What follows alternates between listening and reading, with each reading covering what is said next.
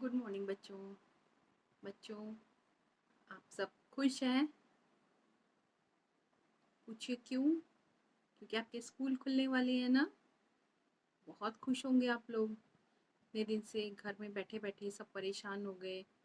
घर से ऑनलाइन पढ़ाई करना, फ़ोन में देखना वीडियो या टीचर को सुनना, जो बात सामने आती है वो सारी चीज़ें इनमें नहीं आती। बच्चों, बहुत अच्छी बात है। ये खबर हमारे सबके लिए अच्छी है कि आप शायद 23rd से स्कूल आने लगेंगे। बच्चों, हम लोग आमने सामने होकर के पढ़ाई करेंगे, बहुत मज़ा आएगा। बेटा, हम लोग पिछले इसके पिछले सेशन में हम लोगों ने अपने नए चैप्टर को स्टार्ट किया था, जिसका नाम था ग्लोब और अक्षांश देशांतर। हमने आपको बताया था कि ग्लोब क्या है, आपकी पृथ्वी कैसी है और ग्लोब उससे किस तरीके से मिलता जुलता उसका ही एक प्रतिरूप या मॉडल है। ठीक है। हमने आपको सापेक्षिक दूरी और वास्तविक दूरी के बारे में भी बताया था और समझाया भी था। आज हम अपने ग्लोब पर दिखने वाली कुछ रेखाओं को पढ़ेंगे जो कि हमारी पृथ्वी पर नहीं है, लेकिन वो काल्पनिक हैं और हमने अपनी सुविधा के अनुसार उनको पृथ्वी की दूरी मापने के लिए बनाया है। ठीक है। वो रेखाएं काल्पनिक रेखाएं हैं और ये कुछ खड़ी रेखाएं हैं यानी लंबवत हैं और कुछ पड़ी रेखाएं हैं यानी क्षैतिज रेखाएं हैं। हम इन रेखाओं को अपने ग्लोब पर आसानी से देख सकते हैं। इन रेखाओं की सहायता से हम अपने पृथ्वी के बारे में जानकारियां प्राप्त कर सकते हैं। तो बच्चों, इन रेखाओं को हम अक्षांश और देशांतर के नाम से जानते हैं। आज हम अक्षांश और देशांतर के बारे में पढ़ेंगे। अक्षांश रेखाएं क्या हैं, देशांतर रेखाएं क्या हैं। मैं आपको बताती हूँ कि अक्षांश रेखाएं पृथ्वी पर पड़ी हुई हैं यानी कि लेटी हुई हैं। ठीक है। और देशांतर रेखाएं खड़ी हुई हैं यानी लंबवत हैं और अक्षांश क्षैतिज हैं। देशांतर रेखाएं उत्तरी ध्रुव को दक्षिणी ध्रुव से मिलाती हैं, लेकिन अक्षांश रेखाएं एक दूसरे को कहीं पर भी नहीं काटती हैं, वो एक दूसरे के समानांतर हैं। आइए हम देखते हैं कि वो कैसी दिखती हैं और उनको हम किस तरीके से समझ सकते हैं। बच्चों, हमने आपको बताया था हमारी पृथ्वी गोल है। ठीक है। और दोनों तरफ ध्रुवों पर थोड़ी सी चपटी है। ये हमारा उत्तरी ध्रुव है, क्योंकि हमने आपको दिशा बताई थी। ऊपर की तरफ हमेशा उत्तर होता है, नीचे की तरफ हमेशा दक्षिण होता है। हमारे राइट हैंड साइड में पूरब होता है और लेफ्ट हैंड साइड में पश्चिम होता है।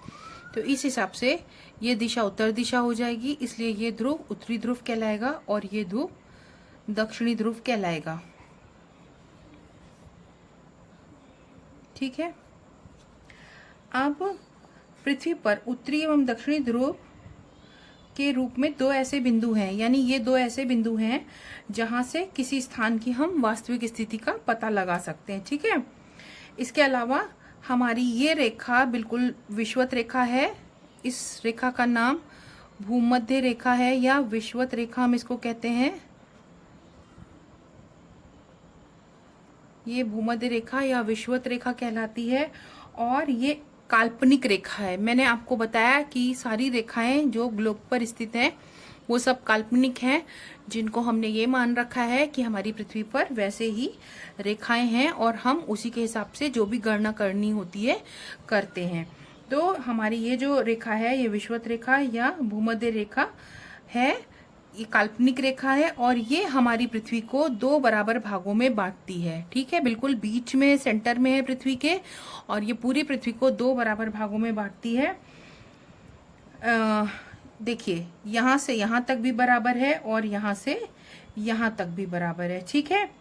ये जो रेखा है ये पृथ्वी को चारों ओर से घेरे हुए है, यानी ये जैसी इधर दिख रही है वैसी ही पीछे भी है। बिल्कुल ऐसे सर्कल है, जैसे आप बेल्ट बांधते हो, बिल्कुल ये रेखा पृथ्वी के बीचों बीच में बेल्ट की तरह से है। और ये रेखा दो बराबर भागों में बांटती है। भूमध्य रेखा के ये जो रेखा है इसके उत्तर का भाग, यानी ये भाग जो पूरा है यहां से लेकर के यहां तक का भाग उत्तरी गोलार्ध कहलाता है। ठीक है बच्चों, ये वाला पूरा भाग क्या कहलाता है? हमारा उत्तरी गोलार्ध। इसी तरीके से हमारा जो यहां से लेकर के यानी भूमध्य रेखा से लेकर के नीचे दक्षिणी ध्रुव का जो भाग है वो हमारा पूरा का पूरा दक्षिणी गोलार्ध कहलाता है, क्योंकि वो दक्षिण दिशा में है और नीचे की साइड में है। और गोलार्ध का मतलब है पूरे गोल का आधा। ठीक है, गोलार्ध का मतलब है गोले का आधा। तो ये गोले का हमारा आधा हो गया, आधा इधर आधा इधर। ये उत्तरी गोलार्ध हो गया, यानी ये उत्तरी गोले का आधा और ये दक्षिणी गोले का आधा। ठीक है, ये हमारा हो गया दक्षिणी गोलार्ध। इतनी बात आपके समझ में आ गई है। अब ये जो है ये अक्षांश रेखा कहलाती है। ठीक है, किसी स्थान की भूमध्य रेखा से उत्तर यानी इधर और दक्षिण यानी कि इधर कोणीय दूरी यानी कि हम अगर इन पे माप बनाएं, ये कोण बनाएं, तो ये हमारी कोणीय दूरी कहलाएगी। ठीक है, जैसे ये कोणीय दूरी हो गई। ठीक है, कोणीय दूरी जो होती है उसको हम अक्षांश कहते हैं, यानी कि हमारी इस तरीके से ये जो एक कोणीय दूरी है ये एक अक्षांश रेखा। ठीक है, भूमध्य रेखा से ध्रुवों की ओर अंश में हम इसको मापते हैं। जो अक्षांश रेखाएं हैं इनको हम किस में मापते हैं? अंश में। जैसे ये 0 डिग्री की अक्षांश रेखा है, अंश या डिग्री। ये जो छोटा सा हमने पॉइंट लगाया है इसको हम अंश या डिग्री कहते हैं। ठीक है, भूमध्य रेखा से ध्रुवों तक यानी यहां से यहां तक पृथ्वी के चारों ओर इस तरीके से, ऐसे यहां से लेकर के ऐसे पीछे चारों ओर। ठीक है, सभी वृत्त जितने भी हैं इनको हम अक्षांश वृत्त कहते हैं। क्या कहते हैं? अक्षांश वृत्त कहते हैं, चाहे वो उत्तर दिशा में हो चाहे हमारे ये दक्षिण दिशा में हो। ठीक है, और ये कोणीय दूरी के हिसाब से हमारे होते हैं। आप जानते हैं क्योंकि ये पूरा 360 डिग्री का सर्कल है और इसको हम एक अंश में बांटते हैं और हमारा जो एक अंश होता है वो 1 डिग्री के बराबर होता है। ठीक है, ये पूरा 360 में बंटता है इस तरीके से करके। और ये कोणीय दूरी अगर हम कोण बनाए 1 अंश 2 अंश 3 4 5 ऐसे करके यहाँ तक आ जाएगा 90। ठीक है, तो ये एक अंश जो होता है 1 डिग्री के बराबर होता है, इसको हम डिग्री पढ़ते हैं।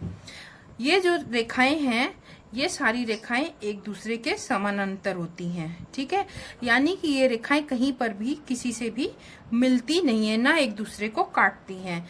ये इसके समानांतर है, ये इसके समानांतर है, ये इसके समानांतर है। भूमध्य रेखा को हमने आपको बताया 0 डिग्री माना गया है। और यहाँ से यानी कि भूमध्य रेखा से दोनों ध्रुवों की तरफ को यानी इधर और इधर इनके बीच की जो कोणीय दूरी है वो पृथ्वी के चारों ओर के वृत्त के यानी कि इस वृत्त के इसका 1/4 है। ठीक है, अभी मैंने बताया ये पूरा जो वृत्त है ये 360 डिग्री का है और हम अगर 1/4 देखेंगे तो 90 डिग्री होगा। ठीक है, यानी हम इधर को बढ़ते जाएंगे तो यहाँ 0 से लेकर के यहाँ तक 90 डिग्री होता है। इसीलिए उत्तरी ध्रुव पर 90 उत्तरी अक्षांश। ठीक है, यानी इस तरफ में 1 2 3 4 5 6 7 8 9 10 करते करते यहाँ तक 90 होगा और इसी तरीके से दक्षिण की तरफ भी 1 2 3 4 करते यहाँ 90। ये 90 उत्तरी अक्षांश और 90 दक्षिणी अक्षांश को हम दिखाते हैं। भूमध्य रेखा के उत्तर के सभी जो अक्षांश हैं ये वाले इधर के अक्षांश हैं, ये सारे अक्षांश उत्तरी अक्षांश कहलाते हैं। और दक्षिण दिशा के यानी इस भूमध्य रेखा से यानी यहाँ से इसके नीचे के जो अक्षांश हैं वो सभी अक्षांश दक्षिणी अक्षांश कहलाते हैं। ठीक है, जैसे जैसे हम भूमध्य रेखा से यानी इस रेखा से जैसे जैसे हम चाहे उत्तर को बढ़े चाहे दक्षिण दिशा को बढ़े, हमारे जो अक्षांशों की लंबाई है वो धीरे धीरे कम होते चली जाती है। इस तरीके से देखिए, यहाँ ये इतना बड़ा था, यहाँ इससे कम हो गया, यहाँ और कम हुआ, यहाँ और कम हुआ, यहाँ और कम हुआ, यहाँ और कम हुआ, और यहाँ तक आते आते बिल्कुल बिंदी की तरह से ये रेखाएं रह जाती हैं, यानी बिंदु की तरह दिखाई देती हैं। ठीक है, और ध्रुवों पर ये बिंदी की तरह दिखती हैं। इसी 90 डिग्री को हम 90 डिग्री उत्तरी अक्षांश या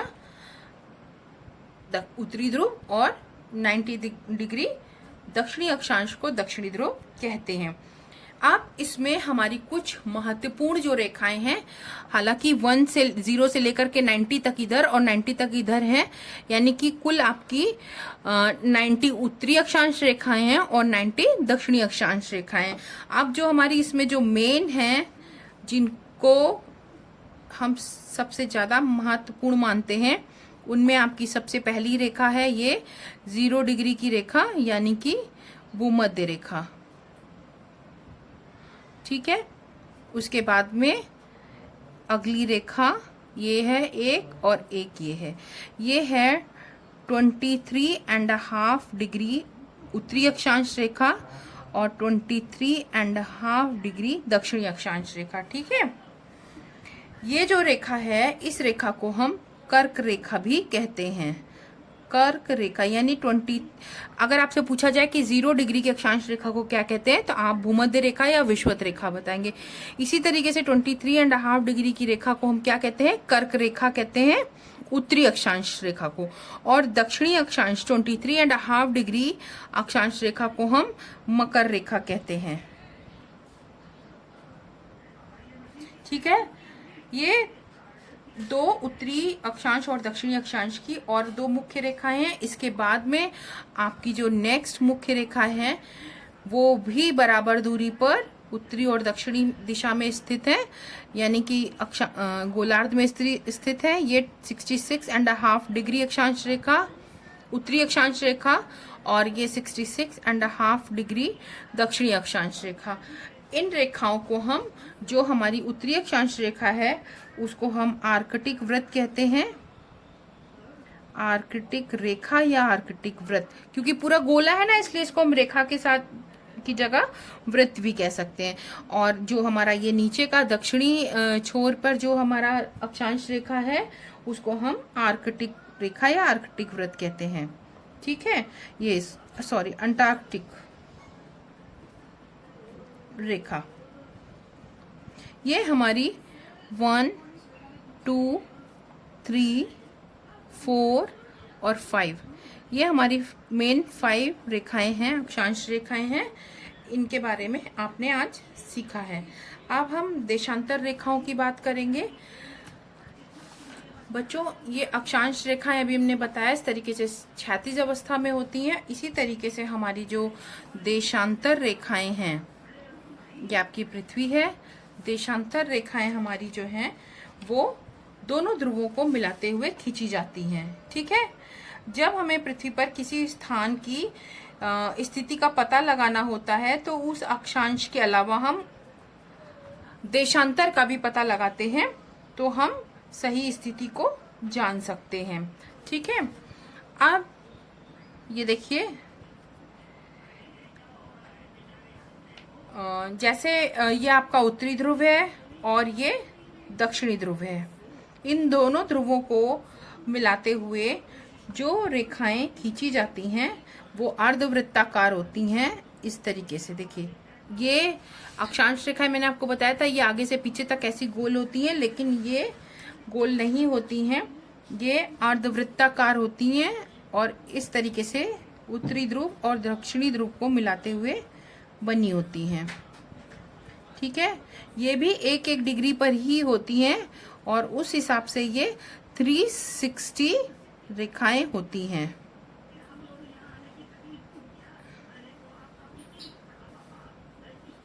ये देखिए, इस तरीके से ये देशांतर रेखाएं बनी होती हैं आपके ग्लोब पर। ये भी काल्पनिक रेखाएं हैं।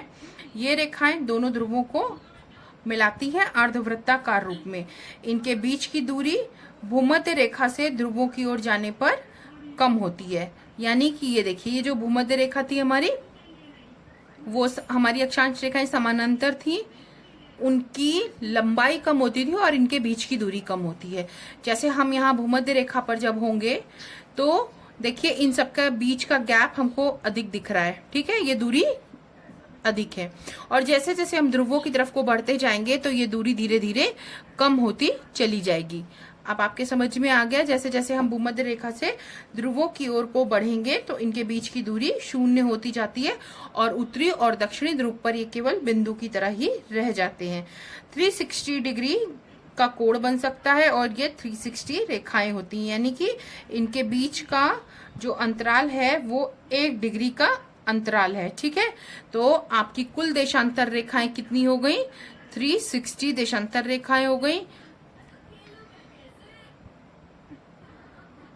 और आपकी अक्षांश रेखाएं कितनी हो गई? उत्तरी और दक्षिणी दोनों को मिला करके 180, ठीक है। कितनी हो गई? 180। इतनी बात आपके समझ में आ गई है। अब जो हमारे अक्षांश वृत्त हैं उसके विपरीत सभी देशांतर रेखाओं की लंबाई समान होती है। जैसे हमारी ये जो थी अक्षांश रेखाएं थी, ये देखिए धीरे धीरे हमारी छोटी होती जा रही थी, लेकिन हमारी जो देशांतर रेखाएं हैं वो इनके विपरीत क्या होती हैं?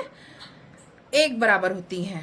यानी इनकी जो लंबाई होती है वो छोटी नहीं होती है, वो जितनी 1 डिग्री की यहाँ से यहाँ तक होगी उतनी 2 डिग्री की, उतनी 50 डिग्री की, उतनी 360 डिग्री की होती है, ठीक है। आगे बात समझ में।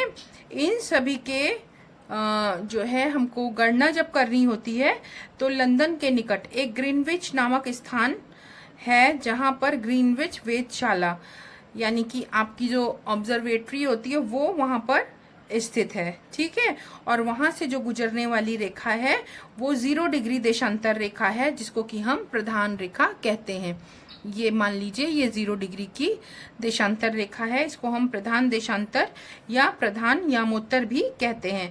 इसको हम ग्रीनविच रेखा भी कहते हैं, इसको ध्यान रखिएगा। 0 डिग्री देशांतर, प्रधान देशांतर, प्रधान यामोत्तर और ग्रीनविच रेखा भी कहते हैं। इस 0 डिग्री की रेखा के ठीक पीछे 180 डिग्री की देशांतर रेखा होती है, 180 डिग्री की देशांतर रेखा, ठीक है। यानी कि 0 डिग्री पूर्व दिशा में, यानी कि जब हम इधर को बढ़ेंगे पूर्व दिशा में 180 डिग्री के देशांतरों को पूर्वी देशांतर कहते हैं, ठीक है। यहाँ से ये 0 डिग्री की रेखा से जब हम, जैसे अक्षांश रेखा में हम इधर को बढ़ रहे थे तो ये दक्षिणी थी, इधर को बढ़ रहे थे तो ये उत्तरी थी। इसी तरीके से जब हम इधर को बढ़ेंगे तो ये पूर्वी देशांतर कहलाएंगे। कहाँ तक? यहाँ 0 से लेकर के पीछे 180 तक, ठीक है। ये हमारे कहलाएंगे पूर्वी देशांतर और ये हमारे कहलाएंगे पश्चिमी देशांतर, 0 से लेकर के पीछे 180 तक, ठीक है।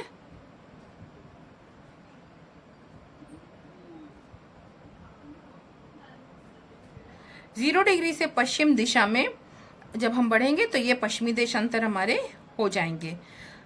180 पूर्व एवं 180 पश्चिमी देशांतर रेखाएं एक ही हैं, ठीक है। अब 0 डिग्री यहां से लेकर के हम इधर को पीछे गए और इधर से लेकर इधर को पीछे गए तो हमारा पीछे जाने पर जो पश्चिमी देशांतर 180 डिग्री का है और पूर्वी देशांतर जो 180 डिग्री का है वो एक ही रेखा है, 2 रेखाएं नहीं हैं, ठीक है। इस जो 0 डिग्री की देशांतर रेखा एक ही है, 180 डिग्री की और 0 डिग्री की देशांतर रेखा एक है, ठीक है। ये 2 रेखाएं नहीं है, ये एक रेखाएं हैं और ये दोनों रेखाएं मिल करके एक वृत्त बनाती हैं। यानी ये 0 डिग्री की आपको आगे दिख रही, यही पीछे जब जाएगी तो पूरा इस तरीके से एक सर्कल बनाएगी, ठीक है। दोनों मिल करके 0 डिग्री की और 180 डिग्री की रेखा जो कि दोनों ध्रुवों से होकर के जाती है। और यही जो रेखा है ये दोनों गोलार्धों को पूर्वी और पश्चिमी गोलार्ध में बांटती है। यानी कि 0 डिग्री और 180 डिग्री से जो लाइन ये वृत्त खींचा है इसके पूर्व का साइड जो है वो पूर्वी गोलार्ध कहलाएगा और जो पश्चिम का साइड है वो पश्चिमी गोलार्ध कहलाएगा। ये और ये आपका पूर्वी गोलार्ध। ठीक है बच्चों, इतना समझ लीजिए। फिर से बता देते हैं, 0 डिग्री की ये रेखा है, इसके जस्ट पीछे आपकी 180 डिग्री की रेखा है। कितने की रेखा है? 180 डिग्री की रेखा है। और 0 डिग्री और 180 डिग्री की रेखा मिलकर के एक पूरा वृत्त बनाती हैं, और इसी वृत्त के सहारे जो है आपका आधा यानी पूर्व की साइड का जो देशांतर रेखाएं हैं वो पूर्वी देशांतर, और पश्चिम के साइड की देशांतर रेखाएं पश्चिमी देशांतर कहलाती हैं। इसी तरीके से जो पूर्व के साइड का हिस्सा है वो पूर्वी गोलार्ध कहलाता है, और जो पश्चिम के साइड का हिस्सा है वो पश्चिमी गोलार्ध कहलाता है। आज के लिए बच्चों इतना ही। अब इसके आगे देशांतर और कुछ समय वगैरह हैं उनको हम आगे करेंगे। इतना होप सो आपको समझ में आ गया होगा। इसको एक बार रिवाइज कर लीजिएगा, अच्छी तरीके से समझ लीजिएगा, बहुत इजी है। और ये डायग्राम्स अपनी फेयर कॉपी में बना करके रख लीजिएगा, जिससे कि आपको हमेशा याद रहे कि आपने इसमें क्या पढ़ा था और क्या चीज कैसे है। ठीक है, थैंक यू बच्चों।